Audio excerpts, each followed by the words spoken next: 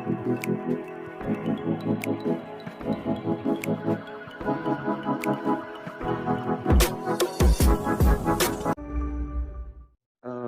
izin Bapak Ibu, sebelumnya perkenalkan, kami dari BKN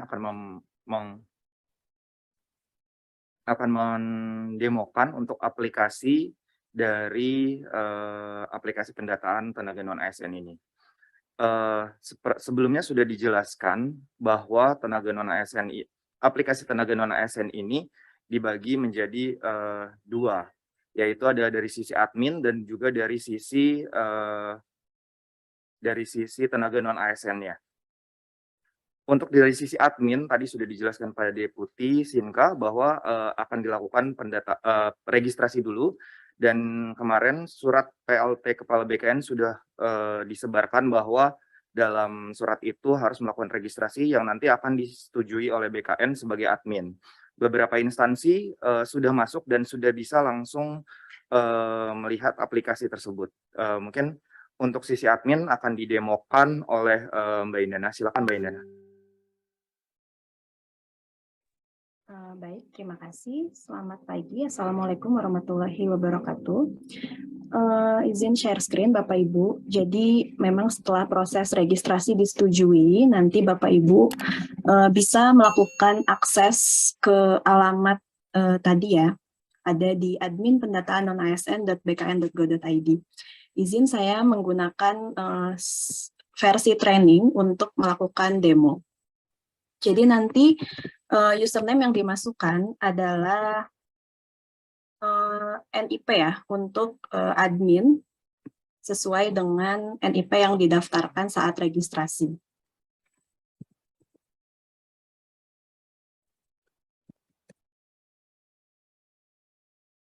Nah, ini silakan diinputkan captcha-nya.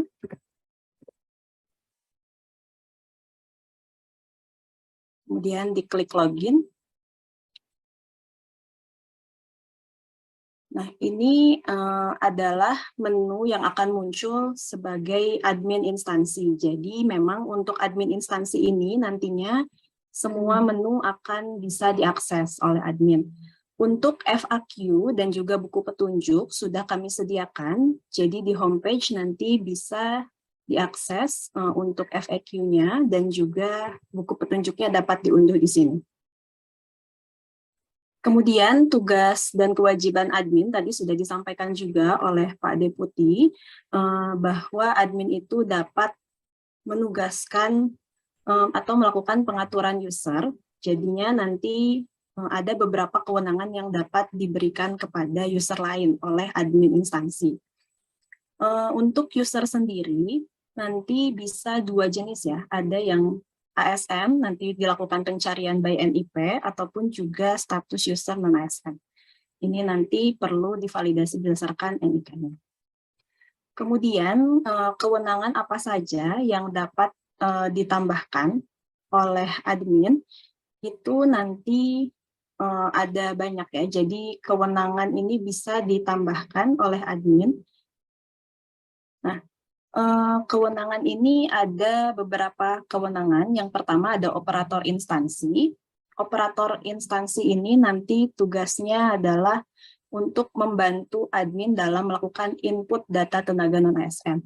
Jadi kalau admin nanti bisa mengimport, kalau operator instansi ini hanya bisa menginput dan hanya bisa melihat apa saja tenaga non-ASN yang sudah mereka inputkan. Jadi kalau misalnya diimport oleh admin, ini tidak akan bisa dibuka oleh operator instansi. Kemudian ada helpdesk instansi, ini nanti kewenangan untuk membantu di sisi helpdesk ya. Jadi nanti akan ada helpdesk sendiri, jadi yang menjawabnya dari instansi akan masuk, dan yang bisa menjawab adalah yang diberikan kewenangan helpdesk instansi. Kemudian ada checker, dan juga ada dashboard, ini untuk dashboard, dan ada operator admin. Jadi ada 2 jenis operator di sini. Operator instansi, sekali lagi, hanya bisa menginput data tenaga non-ASN, dan hanya bisa melihat data yang diinputkan oleh operator tersebut. Kalau operator admin, Bedanya adalah mereka bisa melihat juga apa yang diimport oleh admin. Jadi ini lebih luas ya. Jadi nanti kalau misalnya Bapak Ibu di instansi melakukan mekanisme import di sistem, kemudian dibantu untuk melakukan upload ijazah, upload bukti pembayaran, dan upload SK, nanti bisa dibantu oleh operator admin. Kemudian untuk admin instansi, jika ingin melakukan mekanisme import data, nanti di sini ada menu import data. Namun sebelumnya juga Bapak Ibu bisa melakukan mapping ya terhadap Excel yang telah kami sediakan. Mapping tersebut juga bisa dilakukan melalui referensi yang telah disediakan di sistem. Jadi kita ada download data referensi sebagai bahan untuk mapping di Excel import. Jadi nanti ada referensi THK2, kemudian pendidikan, jabatan, unit kerja, dan seterusnya. Ini sebagai bahan untuk melakukan import data. Nah, untuk import data sendiri, nanti ini banyak sekali ya disclaimer-nya, bisa dibaca oleh Bapak Ibu. Jadi template Excel-nya sudah kami sediakan, bisa diunduh, ini bisa diklik. Nanti akan terunduh format Excel yang telah kami sediakan. Untuk di notes, setiap satu kali import itu hanya dibatasi maksimal 200 baris. Jadi memang kami batasi karena di setiap import itu setiap baris kami melakukan pengecekan ke Dukcapil. Jadi tidak bisa langsung banyak. Kemudian format kolom pada Excel semua dijadikan format teks. Jadi kalaupun isinya tanggal, tetap nanti kolomnya teks. Itu sudah default kami berikan di format ini, jadi jangan diubah. Kemudian juga nanti template Excel yang diunduh tidak boleh dimodifikasi, ditambahkan header ataupun kolom, atau dibuat di sheet yang berbeda. Jadi harus di sheet yang pertama, itulah yang akan sistem baca. Nah, nanti di Excel-nya, ini tidak jauh ya dari Excel yang ada di format SE Mempan, jadi ada beberapa penyesuaian, tapi nanti bisa dibaca untuk penjelasannya di sini. Nah, yang perlu diperhatikan adalah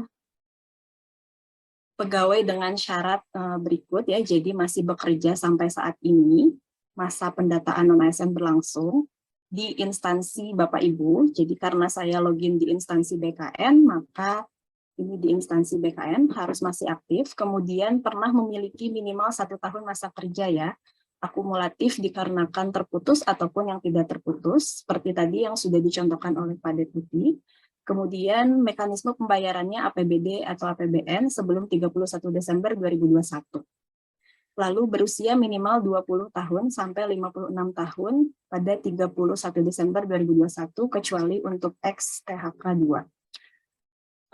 Ada beberapa kolom yang perlu dilengkapi di format Excel sebagai import data utama ya. Kalau kita sebut data utama, ini adalah Excel yang pertama tadi, import non-ASN, dan ataupun nanti Bapak Ibu bisa melengkapi import riwayatnya jika memang ada datanya.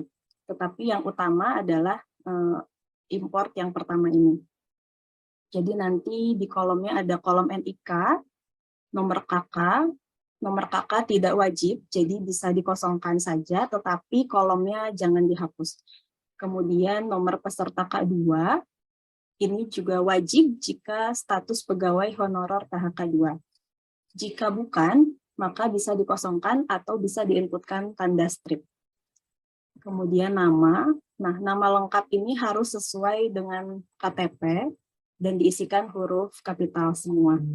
Kemudian ada ID tempat lahir, ini bisa didapatkan dari referensi tadi, tanggal lahir, berformat DD, MM, YYY, menggunakan pemisah strip, dan seterusnya, silakan dibaca.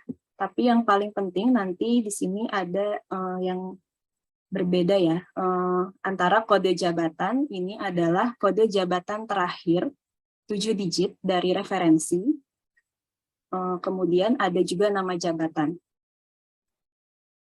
Mungkin ini nanti bisa dilihat bahwa nama jabatan ini bisa berbeda ya dari jabatan pada referensi. Jadi jabatan ini adalah jabatan yang sekarang sedang dimiliki oleh tenaga non-ASN sesuai SK-nya.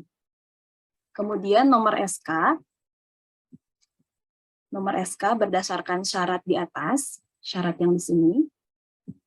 Kemudian juga tanggal SK, tanggal awal kerja, dan tanggal akhir kerja. Jadi nanti kalau misalnya tadi ada contoh yang terputus-putus, itu bisa diisi tanggal SK yang awal. Jadi misal terputus di tahun 2019, nanti diinputkan SK-nya yang tahun awalnya ya, 2019-nya.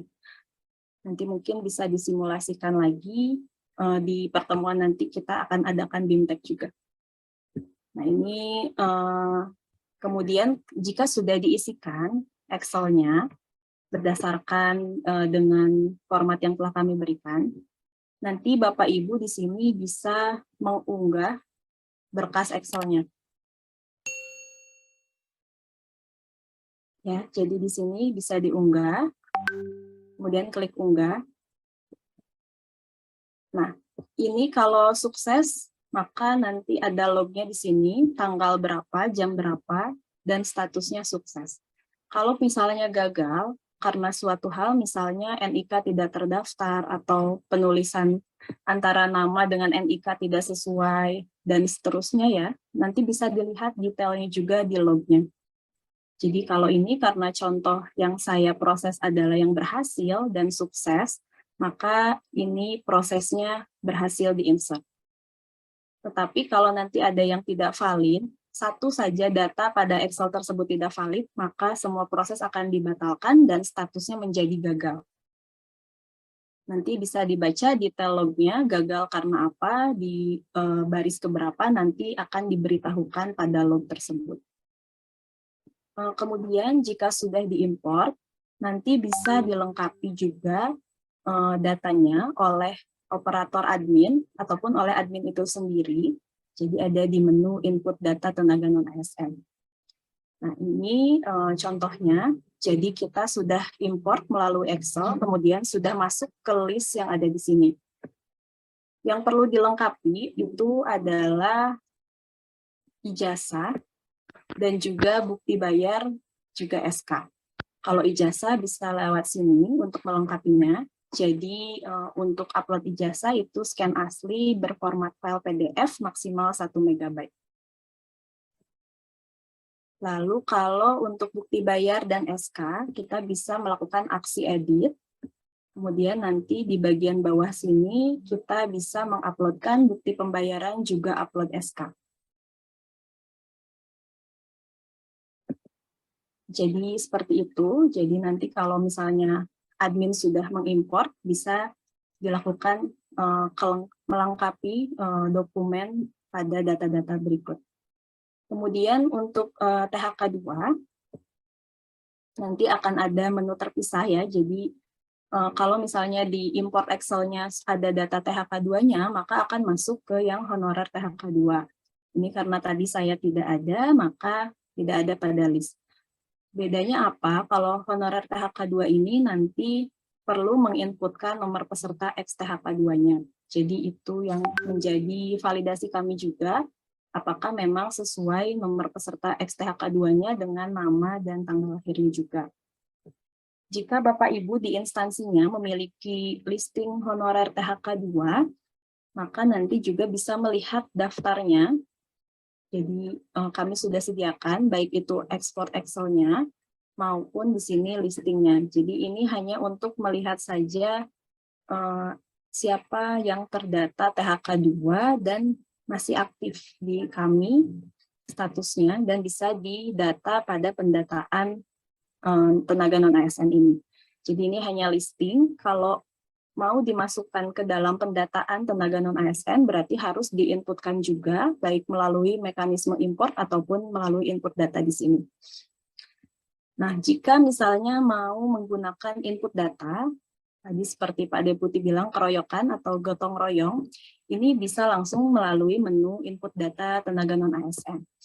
Di sini disclaimer-nya sama ya, jadi tadi datanya itu harus yang masih bekerja sampai saat ini, pernah memiliki minimal 1 tahun masa kerja, akumulatif ataupun terputus, dengan mekanisme pembayaran APBN atau APBD sebelum 31 Desember dan berusia minimal 20-56 tahun pada 31 Desember. Nah, ada juga data yang tidak dapat didata pada menu ini adalah yang tidak lagi bekerja di instansi pada Agustus 2022 sampai akhir pendataan tenaga non-ASN, tidak memiliki masa kerja minimal 1 tahun sebelum 31 Desember, dan usia tidak sesuai dengan persyaratan. Yang diinputkan kurang lebih sama dengan yang diimport pada Excel, tapi ini diinput berarti 1 per 1. Dan ini pun harus sesuai data dirinya, jadi untuk NIK, nama dan tanggal lahir akan dilakukan validasi dengan data kependudukan di Dukcapil. Jadi tolong dicek lagi penginputannya sesuai, disimpan nanti di bagian bawah. Nah, untuk tanggal lahir kami kunci, jadi kami sudah hitung ya usia maksimal dan minimalnya. Jadi setelah Desember 2021 ini tidak bisa diinputkan. Jadi ini maksimal tanggalnya. Misalnya saya mau input kelahiran 1985 itu bisa seperti ini. Kemudian tempat lahir ini bisa diisikan setingkat kabupaten kotanya. Jadi ini auto complete. Nanti akan keluar seperti ini, bisa diisikan sesuai dengan tempat lahir tenaga non-ASN. Nah, seksi yang kedua adalah data pendidikan. Data pendidikan ini adalah data pendidikan terakhir yang dimiliki tenaga non-ASN saat ini. Jadi memang data pendidikan terakhir, misal ketika SK dikeluarkan, tenaga non-ASN tersebut pendidikannya masih D3, kemudian sekarang sudah memiliki pendidikan S1, maka kita inputkan S1 di sini. Kemudian pendidikannya apa? Kita inputkan misalnya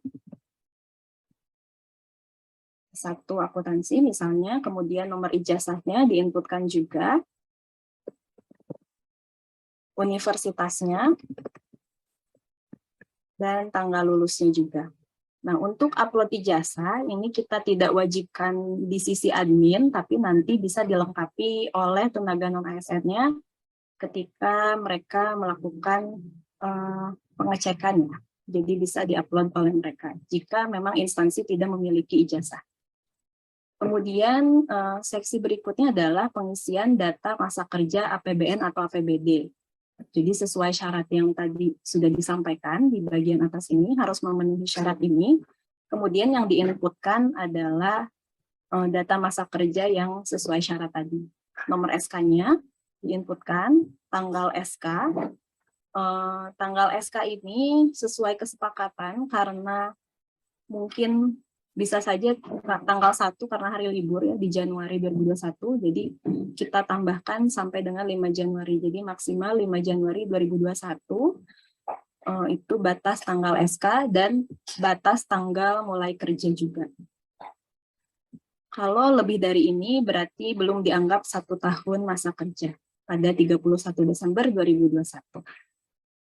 Nah, kemudian tingkat pendidikan berdasarkan SK, jadi ini berbeda dengan yang tadi, tingkat pendidikan terakhir. Kalau ini adalah tingkat pendidikan ketika nomor SK yang ini dimasukkan gitu ya. Misal nomor SK ABC, tingkat pendidikannya masih D3, berarti ini diisikan tingkat pendidikan D3. Kemudian diinputkan juga nama pendidikannya, D3 apa, akuntansi juga misalnya.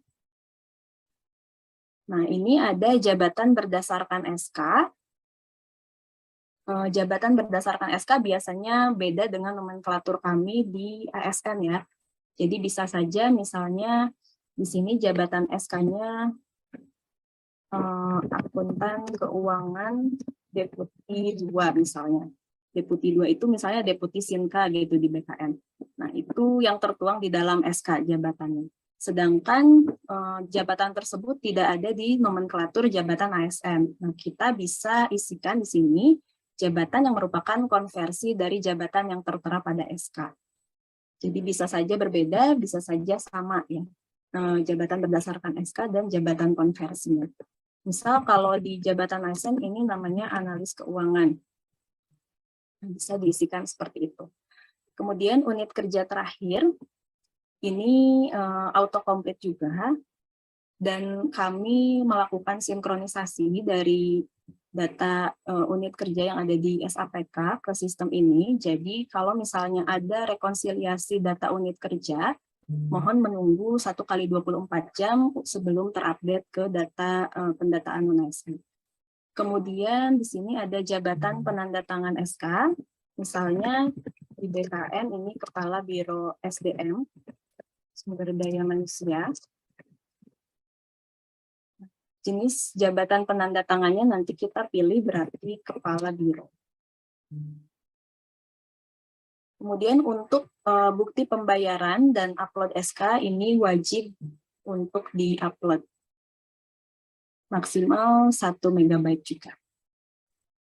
Nah, untuk ketika data ini berhasil disimpan, kemudian Bapak Ibu di admin instansi juga dapat melengkapi maksimal 4 riwayat tambahan ya. Jadi 1 yang riwayat utamanya, kemudian 4 tambahan, jadi maksimal 5 riwayat. Dan tenaga non-ASN-nya juga dapat melakukan pengecekan atau penambahan riwayat pada halaman pendataan non-ASN untuk daftarnya.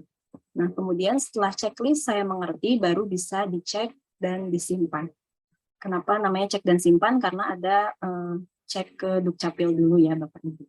Kalau sudah berhasil, maka nanti akan bertambah list pegawai non-ASN yang ada di sini. Ketika sudah masuk datanya ke sini, barulah nanti pegawai non-ASN ini dapat melakukan pembuatan akun di sistem pendaftarannya. Jadi kalau belum didata oleh admin, selama belum didata, maka mereka tidak bisa melengkapi. Jadi akun tersebut hanya membaca NIK yang sudah didata oleh admin. Untuk melihat listing yang sudah didata oleh admin, admin juga dapat melakukan download data tenaga non-ASN. Di sini ada data utama dan data riwayat non-ASN ataupun XTHK2 kami bedakan. Jadi nanti bisa diunduh dan di cross check kembali oleh admin. Kemudian jika misal ketika Bapak Ibu melakukan pengecekan referensi, tapi tidak tersedia referensinya, ini ada juga untuk admin, ada admin lapor. Di sini ada bisa melaporkan referensi jabatan ataupun pendidikan. Jadi nanti bisa dilaporkan jika memang belum tersedia di referensi. Kemudian ada juga admin lapor THK2. Nah, ini karena tidak ada datanya, saya coba pakai data yang instansi daerah ya.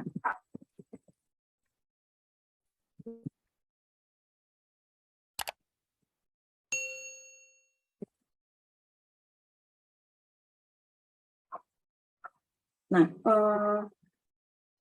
tadi sudah disampaikan oleh Pak Deputi bahwa kita bisa melakukan flagging, misalnya jika THK2 tersebut sudah tidak aktif lagi statusnya.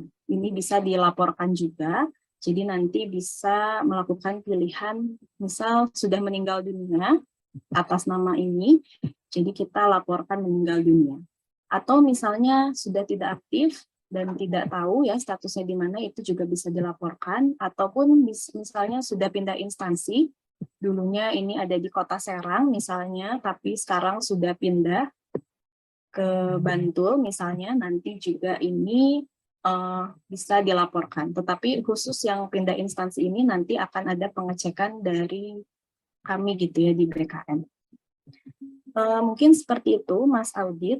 Nanti untuk finalisasi juga dilakukan oleh admin. Jadi tadi ada prafinalisasi dan ada finalisasi yang utamanya, baru nanti upload SPTJM ya.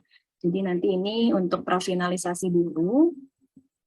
jika memang sudah selesai semua dan pada waktu 31 September itu sudah berhasil ya, sudah diinputkan di masa waktu itu, maka perlu dilakukan finalisasi atau prafinalisasi dulu.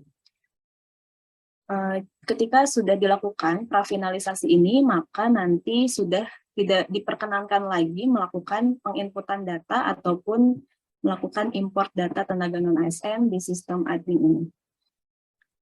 Mungkin demikian yang bisa saya sampaikan. Mungkin bisa dilanjut oleh Mas Audit. Terima kasih atas perhatiannya.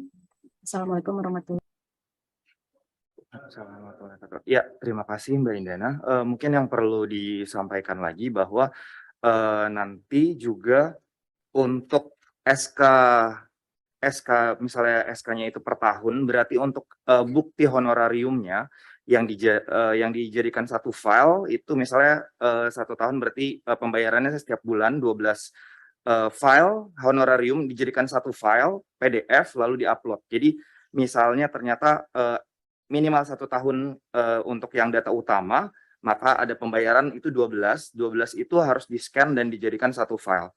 Dan juga tadi ada perbedaan antara pendidikan terakhir dengan pendidikan yang di SK. Jadi sewaktu di pendidikan di SK misalnya di D3 dan sekarang ternyata mempunyai S1, itu 2 pendidikan itu tetap dilakukan penginputan data atau pengimportan data, sehingga kita tahu juga pendidikan terakhir saat pendataan, bukan hanya pada saat dia diangkat atau saat dia bekerja. Lalu untuk jabatan yang diinput juga adalah jabatan yang berdasarkan di SK. Mungkin banyak pegawai non-ASN yang diangkat sebagai jabatannya apa, tetapi tugasnya bukan tugas yang itu. Yang kita input adalah jabatan pada saat di SK, yang di SK itu. Jadi ini memang adalah pembuktian secara administratif. Mungkin saya izin untuk menjelaskan juga, tadi sudah dijelaskan bahwa ada dari sisi tenaga non-ASN-nya. Nah, tenaga non-ASN ini dapat membuat akun atau mendaftar ketika admin instansi sudah mengimport. Jadi nanti admin instansi jika nanti ada tenaga non-ASN yang tidak bisa membuat akun, itu berarti belum didata oleh adminnya. Jadi step pertama adalah setiap admin instansi harus mendaftarkan tenaga non-ASN-nya, baru tenaga non-ASN-nya bisa melakukan akun. Saya izin untuk share screen. Ya, untuk portal utama sudah ada. Di sini akan ada semua informasi untuk tenaga non-ASN, buku petunjuk tentang pembuatan akun, dan juga dari alur, begitu juga untuk FAQ. Dan juga ada help desk. FAQ di sini mungkin nanti beberapa pertanyaan yang memang akan sering ditanyakan oleh tenaga non-ASN-nya, itu akan kita masukkan dalam FAQ. Dan juga nanti akan ada help desk. Help desk ini dibagi help desk instansi, terutama jika nanti saat prafinalisasi ada tenaga non ASN yang belum didaftarkan, seperti itu. Dan di help desk ini juga ada help desk untuk perubahan nama dan tanggal lahir khusus untuk data THK2. Di sini ada infonya. Lalu kita masuk kepada akun. Jadi jika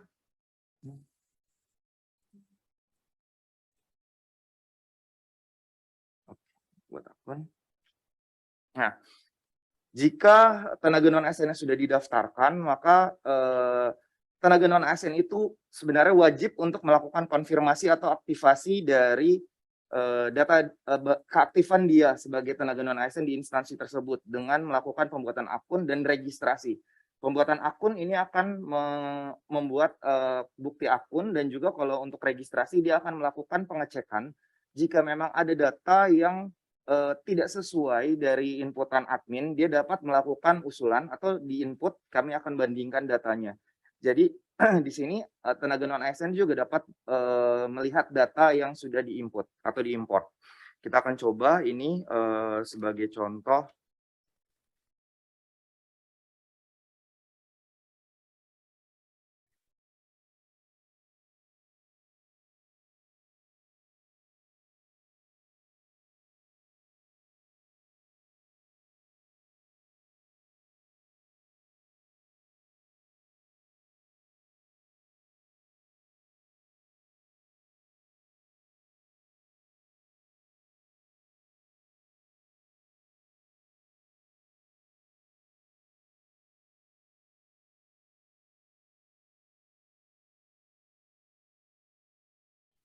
Ya, email yang dimasukkan dan juga nomor handphone harus yang masih aktif.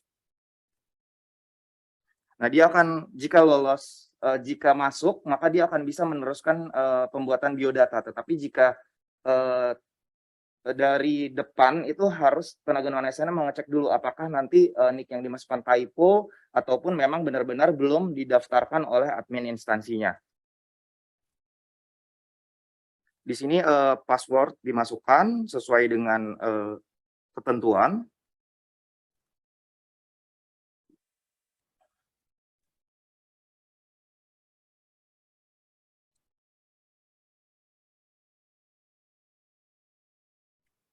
Dan juga harus mengupload KTP dan juga pas foto terbaru yang nanti akan menjadi data pembanding dari data misalnya dilakukan lupa password ataupun lupa jawab pertanyaan pengaman.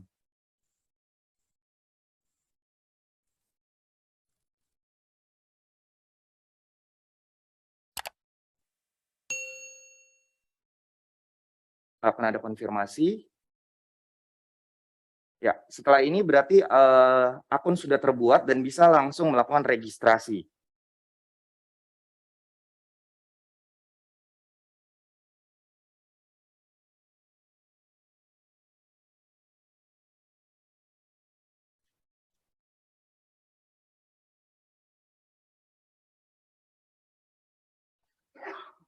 Di sini setiap tenaga non ASN dapat juga mengunggah ijazahnya ataupun dapat melihat jika sudah diunggah oleh admin instansi, karena ijazah merupakan data utama untuk administrasi atau untuk verifikasi nanti.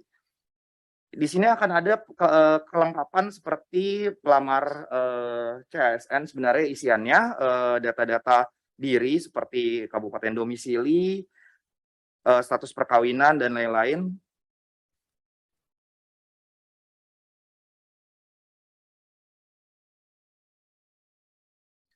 Di sisi sini, ini adalah inputan dari admin.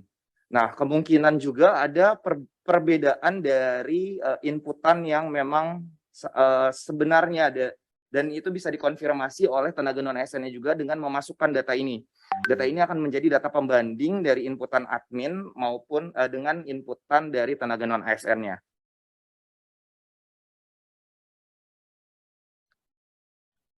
Ini adalah data yang sudah diinput oleh admin, maka dari ini tenaga non ASN-nya dapat melakukan kelengkapan seperti mengunggah SK atau bukti pembayarannya, dan juga bisa mengedit misalnya ternyata ada data-data yang tidak sesuai. Kita akan coba untuk satu data. Nah, ini misalnya ternyata untuk jabatan saat ini bukan seperti ini, ataupun pendidikan pada saat SK-nya tidak ini, itu bisa dilakukan koreksi oleh tenaga non ASN itu sendiri. Untuk kelengkapannya, maka nanti setiap tenaga non ASN harus melakukan konfirmasi atas data yang diinput dengan melakukan centang atau checklist kepada semua data yang sudah diinput sebelumnya. Ini bentuk konfirmasi semua data, dan juga pengecekan apakah data yang diinput ini sudah sesuai atau belum. Nanti dilakukan centang akhir. Jika sudah, maka dia tenaga non ASN-nya dapat mencetak kartu pendataan non ASN. Seperti ini adalah bukti dari tenaga non ASN. Jadi ini berupa bukti bahwa dia sudah mengikuti, sudah mengkonfirmasi data dari inputan admin instansi maupun dari yang bersangkutan. Dari sini tenaga non ASN-nya sudah selesai, maka akan masuk ke proses pemeriksaan dari sisi admin instansi sampai ke finalisasi, prafinalisasi dan pengunggahan SPTJM. Mungkin itu masuk.